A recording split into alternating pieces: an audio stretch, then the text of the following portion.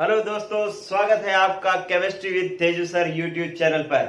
आज हम परासरण दाब टॉपिक खत्म करने जा रहे हैं। तीसरा पार्ट है जिसके अंदर हम क्वेश्चंस करेंगे, पुराने कंपटीशन एग्जाम्स में आए हुए क्वेश्चंस करेंगे।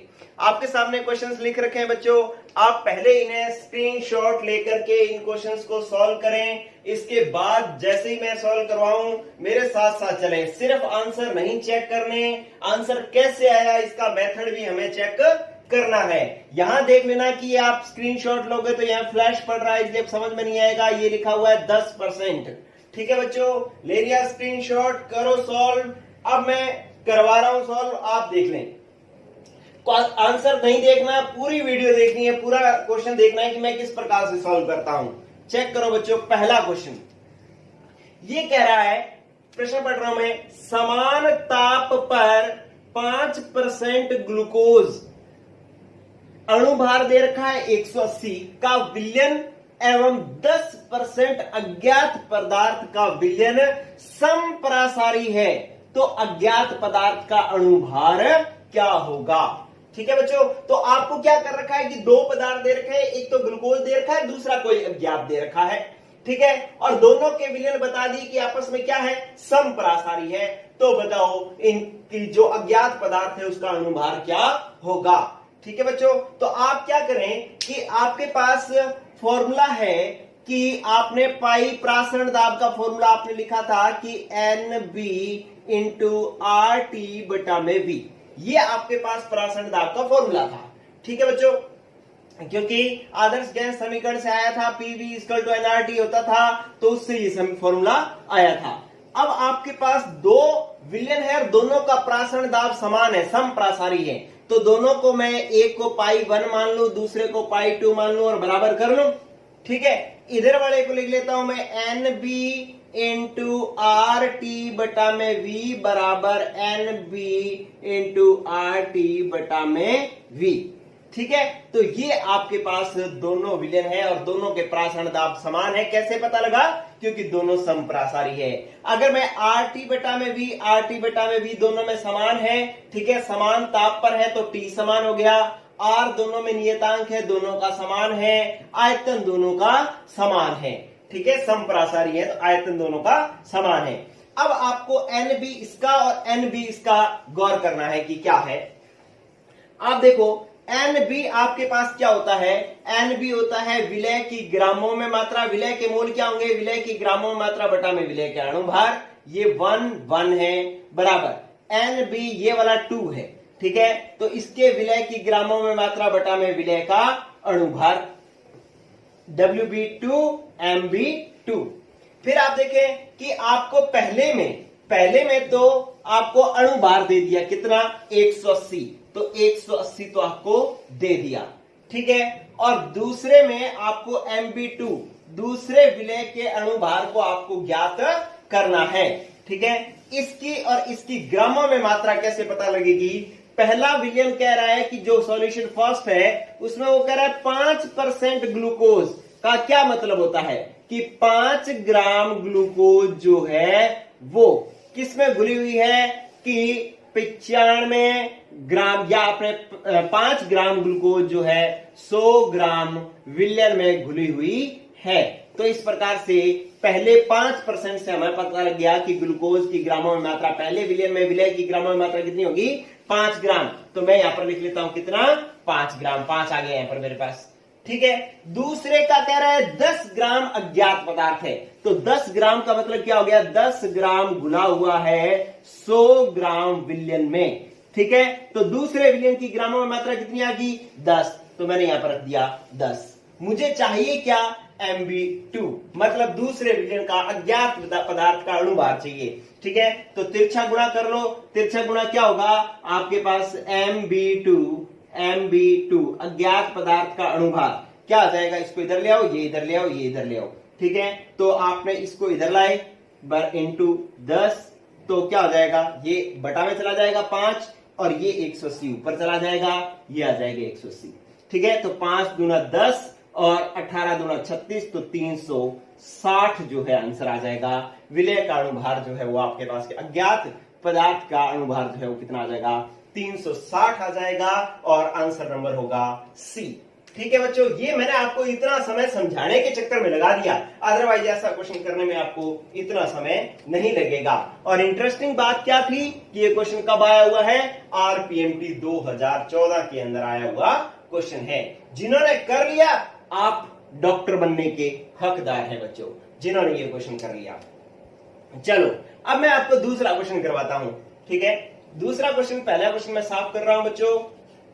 ओके, आपको आंसर पूरा चेक करना है, आपको सीधा ए बी सिलेक्ट नहीं करना है, क्योंकि देखो जब मैंने आपको ये सिखाया तो कितनी बातें सामने आई आपके, तो सारी चीजें जो है आपको सीखनी है। अभी आप सीखने के दौर में हो तो आप पूरा कंसेप्ट सीखें। मैंने 5 क्वेश्चन करवाने हैं बच्चों इस टॉपिक के आज क्लास में, और पांचों क्वेश्चन अलग अलग तरीके के हैं, जिससे प्रासरण दाब से जितने तरीके के न्यूमेरिकल आने वाले हैं वो सारे न्यूमेरिकल्स को कवर करते हुए मैंने 5 तरीके के न्यूमेरिकल बनाए हैं। बाकी के न्यूमेरिकल इन्हीं कंसेप्ट को फॉलो करते हुए होंगे। ठीक है बच्चों, तो दूसरा आंसर मैं करवा रहा हूं, आंसर नंबर 2। देखो पहले क्वेश्चन समझे, कह रहा है 300 केल्विन ताप पर किसी विलयन का प्रासरण दाब 0.0821 वायुमंडलीय पाया गया है, इसकी सांद्रता है, मतलब इसकी सांद्रता आपसे पूछी गई है। एक बात गौर करना, पहले मैं आपको समझा देता हूं बात, इधर कंसेप्ट समझना। आप देखो अगर दाब है ना, तो दाब आपको वायुमंडलीय में रखना होता है, एटमॉस्फेरिक दाब रखना होता है। जितने न्यूमेरिकल करोगे आप एटमॉस्फेरिक प्रेशर रखना होता है। लेकिन एटमॉस्फेरिक प्रेशर ना दिया हो, एमएमएचजी में दिया हो तो 760 एमएमएचजी एक एटमॉस्फेयर के बराबर होता है। ठीक है, और लगभग 760 टॉर में अगर दाब दिया हो तो ये भी एक एटमॉस्फेयर के बराबर होता है।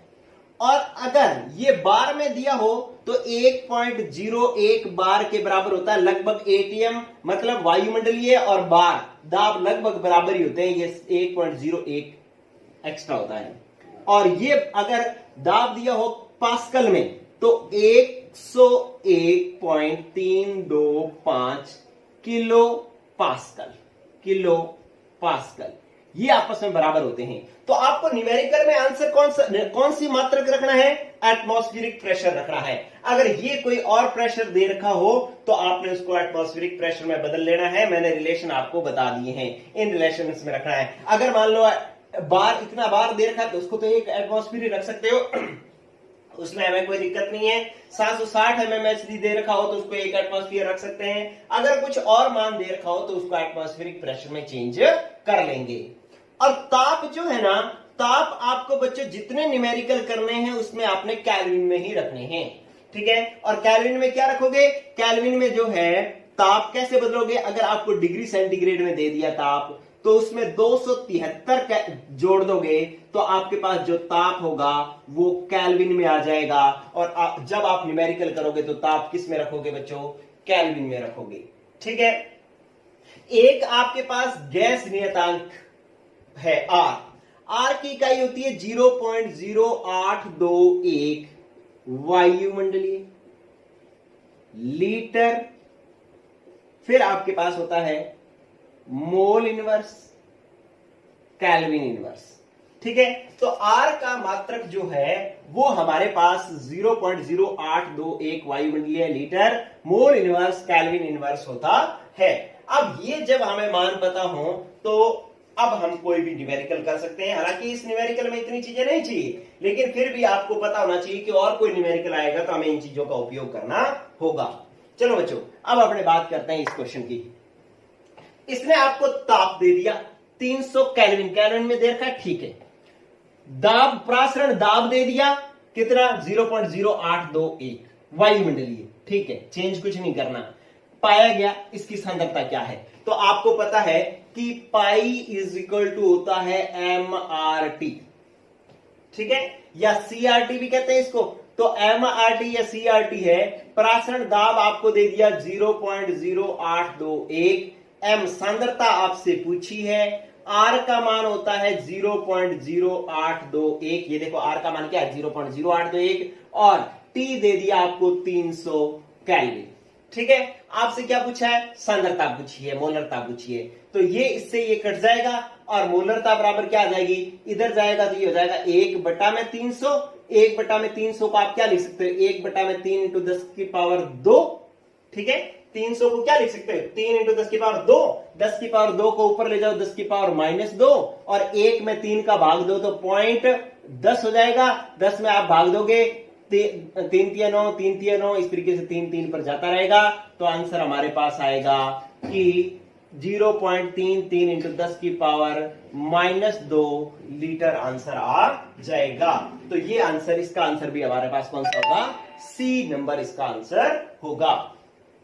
तो बच्चों इस तरीके से आपने ये दूसरा क्वेश्चन भी कर लिया। ये आरपीटी 2014 का क्वेश्चन था और बहुत ही इजी तरीके से सी ऑप्शन इसका आ गया। चलो ये दूसरा क्वेश्चन हमने किया।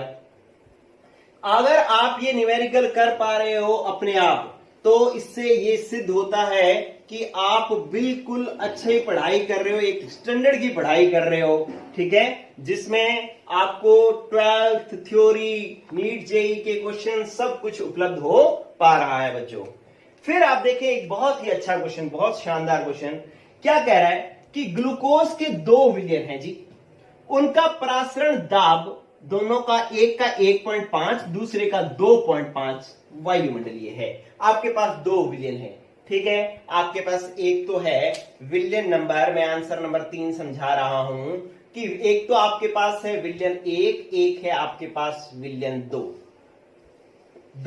एक का प्रासरण दाब π1 आपको दे दिया 1.5, दूसरे का π2 दे दिया 2.5। ठीक है जी। फिर कह रहा है प्रथम के आयतन 1 लीटर को दूसरे के 2 लीटर के साथ मिश्रित करने पर, मतलब पहले का कितना आयतन ले लिया 1 लीटर, दूसरे का आयतन कितना ले लिया 2 लीटर और दोनों को कर दिया है मिश्रित। ठीक है, तो प्राप्त परिणामी विलयन का परासरण दाब क्या होगा, तो परिणामी विलयन का परासरण दाब क्या होगा, ये उसने क्वेश्चन आपसे पूछा है। ठीक है, ये मैंने आपको स्पेशल फॉर्मूला बताया था, अगर किसी को याद हो तो, कि अगर 2 विलयनों का मिश्रण हो तो परासरण दाब ज्ञात करने का, मिश्रित विलयन का परासरण दाब ज्ञात करने का सूत्र होता था π1v1 प्लस π2v2 बटा में v1 प्लस v2। इस तरीके से इस फॉर्मूले से जो है अपने क्वेश्चन सॉल्व करते थे। तो अब आपके पास क्या हो जाएगा, π1v1, π1 कितना 1.5, v1 कितना 1 तो इंटू 1 प्लस π2 कितना 2.5, v2 कितना 2 इंटू 2। ठीक है, बटा में v1 कितना 1, v2 कितना 2। ठीक है, आपने सॉल्व किया 1.5 इंटू 1.5 1.5 हो गया और 2.5 इंटू 2 2.5 इंटू 2 5 हो गया, 5 प्लस 1.5 कितना हो गया 6.5। भाग कितने से दोगे, 2 प्लस 1 कितना हुआ 3, 3 से भाग दोगे तो 3 दूना 6। तो आप यहीं से ही आंसर ढूंढ लेंगे, मतलब पहली डिजिट 2 आनी चाहिए। यहां पर पहली डिजिट 1 है, यहां पर 6 है, 1 है, 2 है, तो आंसर आ गया आपका डी। इस तरीके से आप ये क्वेश्चन कर सकते हैं। तो आपको बिल्कुल मजा आ रहा होगा बच्चों कि आप अच्छे स्टैंडर्ड के क्वेश्चन कर पा रहे हैं। अब 2 क्वेश्चन मैं आपको और, तो बच्चों आपके सामने 2 और क्वेश्चन लिखे गए हैं। आप इन क्वेश्चंस का भी स्क्रीनशॉट ले लें और सॉल्व करके देखें पहले, फिर मैं इनको सॉल्व करवाता हूं। यहां पर आप देख लेना थोड़ा कि 25 डिग्री सेंटीग्रेड ताप पर 0.0500 m 500 m C2H5OH aqueous 0.800 m Mg3PO4 की ट्वाइस और 0.250 m KBr तथा 1.25 m Na3PO4 विलयन दिए गए हैं। यदि सभी लवणों को परबल लवण हैं, यदि सभी लवण परबल लवण हैं तो कौन सा कथन सही है। ठीक है, तो कहता है 1.00 m Mg3PO4 की ट्वाइस का परासरण दाब सर्वाधिक है, 1.125 m Na3PO4 का परासरण दाब सर्वाधिक है, या 0.500 m C2H5OH का परासरण दाब सर्वाधिक है, या सभी का समान है। ठीक है, ये जेईई मेंस 2014 में आया हुआ क्वेश्चन है और दूसरा क्वेश्चन तो मैं करवाता हूं, ये मैंने इसलिए पढ़ा दिया क्योंकि यहाँ पे फ्लैश की वजह से आपको सामने स्पष्ट दिखाई नहीं दे रहा होगा। चलो बच्चों, आपने कर लिया सॉल्व, तो मैं इसको करवाता हूं पहला क्वेश्चन। देखो, ये इसके अंदर इन्होंने क्या कहा है कि ताप समान है, ठीक है, और सभी एम एम एम दे रहे, तो मतलब सभी का आयतन जो है वो 1 लीटर आयतन में दे रखा है, ठीक है। आयतन भी समान है, ताप भी समान है, गैस नियतांक समान ही है। तो मैटर क्या करता है, ये मूलरता और अविवीकरणों की संख्या, दो चीजें मैटर करती है, जिससे हम परासरण दाब निकालेंगे, ठीक है। अब पहले में तो देखो, आप पहला ऑप्शन, पहला जो है ये, इसके अंदर क्या है कि 0.500 mC2H5OH। देखो, ये जो है अल्कोहल है, इस अल्कोहल को हम अनअपघटित मानते हैं कि ये टूटता नहीं है, कार्बनिक यौगिक है, अध्रुवीय है, जल ध्रुवीय है, इसलिए टूटता नहीं है। और टूटता नहीं है तो इसका मतलब इसके साथ जितने मोल घुले हुए हैं उतने ही रहेंगे। इस पॉइंट को जो है ना, मैं पॉइंट को उड़ा देता हूं और सीधा इसको 500 मोल लिख देता हूं। किसके? C2H5OH के, तो सीधे मैं 500 मोल ही लिख देता हूं। फिर इसके अंदर आओ आप, देखो पॉइंट इसका भी उड़ा दो, क्योंकि सबका पॉइंट 3 डिजिट के बाद है, तो इसका मतलब सबका पॉइंट उड़ा दो, इसको 100 मान लो सीधा। 100 जो है मोल किसके? Mg3PO4 की ट्वाइस है। और ये परबल लवण इसने माना है, परबल लवण का मतलब ये पूर्णतः टूटता है, पूर्णतः टूटेगा तो इसका एक मोल कितने मोल बनाएगा? देखो Mg तो कितने बनेंगे? 3, PO4 कितने बनेंगे? 2, 3 और 2 5, टोटल थे कितने? 100, अंदर जाकर के टूट करके कितने हो जाएंगे? 500, क्योंकि एक टूटेगा तो 5 बनेगा, 100 टूटेंगे तो कितने बनेंगे? 500। इसका मतलब 500 मोल आयन ही किसके बन रहे हैं? Mg3PO4 की ट्वाइस के बन रहे हैं, ठीक है। अब आप आओ इसके अंदर, दो मतलब 250, पॉइंट उड़ा दिया, 250 मोल KBr। अब KBr कितने में टूटता है? K प्लस और Br माइनस 2 में टूटता है। एक 2 में टूटेगा तो 250 कितने में टूटेंगे? 500 में। 250 दूना 500, तो 500 मोल ही किसके बन रहे हैं? KBr के बन रहे हैं। और इसके अंदर आप आओ कि पॉइंट उड़ाया 125, Na3PO4, Na3PO4 कितने टूटेंगे? तोड़ो, Na कितने टूटेंगे? 3, PO4 के एक साथ रहता है, ये अलग नहीं होता, तो PO4 1, 3 और 1 4, एक टूट रहा है तो 4 बन रहे हैं। 125 टूटेंगे तो कितने बनेंगे? 125 इंटू 4 कितने हो गए? 500, ठीक है। तो ये बनेंगे 500 मोल Na3PO4 के। आप देख रहे हैं कि सभी के मोल जो है वो समान है, सभी के मोल समान है, तो सभी का परासरण दाब भी समान होगा। किसी का परासरण दाब ज्यादा नहीं होगा, ना तो इसका ज्यादा होगा, ना इसका होगा, ना इसका होगा, सभी का परासरण दाब समान होगा, क्योंकि सभी में मोलों की संख्या क्या आ गई है? समान आ गई है, ठीक है बच्चों। तो आपको ये चीज सीखने को मिली क्या? अब आपको वैसे जैसे मैं तोड़ता था वैसे तोड़ने की जरूरत नहीं है, सीधा देख लिया Mg कितने? 3, PO4 कितने? 2, तो 3 और 2 5, एक टूटेगा तो 5, 100 टूटेंगे तो 500। KBr K plus Br minus 2 टूटेंगे, एक 2 में टूटेगा, 250 कितने टूटेंगे? 250 इंटू 2 500। ये Na कितने? 3, PO4 कितने? 1, 3 और 1 4, एक टूट रहा है 4 में, 250 125 कितने टूटेंगे? 125 इंटू 4 500 आ जाएगा। तो इस तरीके से सभी में मोलों की संख्या समान है, इसलिए सभी का परासरण दाब भी क्या होगा? समान होगा। तो इस तरीके से ये चौथा क्वेश्चन भी हुआ, जो कि कब आया हुआ था? जेईई मेंस 2014 के अंदर आया हुआ क्वेश्चन था। चलो बच्चों, ठीक है, अगर आप कर पाओ तो बहुत अच्छा, नहीं कर पाओ तो आप सीख रहे हो, ठीक है। ये भी बहुत बड़ी बात है, क्योंकि अगर आप इस तरीके की प्रैक्टिस कर लेंगे तो उसके बाद ये क्वेश्चन आपको बिल्कुल भी कुछ भी नहीं लगेंगे। चलो बच्चों, फिर अपने बात करते हैं 5वें क्वेश्चन की।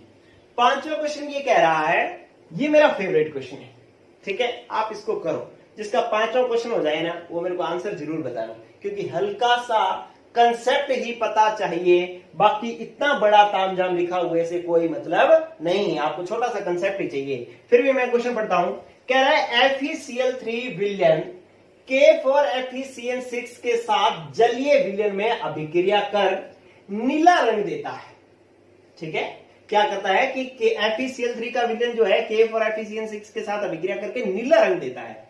ये दोनों विलयन अर्धपारगम्य झिल्ली AB द्वारा पृथक किए हुए हैं, तो परासरण के कारण क्या होगा? अब देखो AB एक झिल्ली है, इसके एक तरफ 0.1 मोल K4FeCl6 पड़ा है X साइड, और Y साइड क्या पड़ा है 0.1 m FeCl3। तो ये पूछ रहा है कि दोनों में अभिक्रिया होती है तो नीला रंग बनता है, दोनों में अभिक्रिया होती है तो कैसा रंग बनता है, नीला रंग। तो कहता है कि X की तरफ नीला रंग प्राप्त होगा, मतलब इस तरफ नीला रंग प्राप्त होगा, या Y की तरफ नीला रंग प्राप्त होगा, या दोनों तरफ नीला रंग प्राप्त होगा, ये इधर जाएगा ये इधर जाएगा, या दोनों इधर उधर जाएंगे, या किसी भी तरफ नीला रंग प्राप्त नहीं होता। ये मेरा फेवरेट क्वेश्चन है, बताना जरूर कि कितने लोगों का 5वां क्वेश्चन हो गया था। ठीक है, तो आंसर बता रहा हूं बच्चों, आंसर ये होगा कि आंसर होगा इसका डी। आंसर कौन सा होगा, डी। किसी भी तरफ नीला रंग प्राप्त नहीं होता है। क्यों नहीं होता बच्चों, क्योंकि अभिक्रिया किसने करनी है, K4FeCl6 ने, और इधर FeCl3 ने।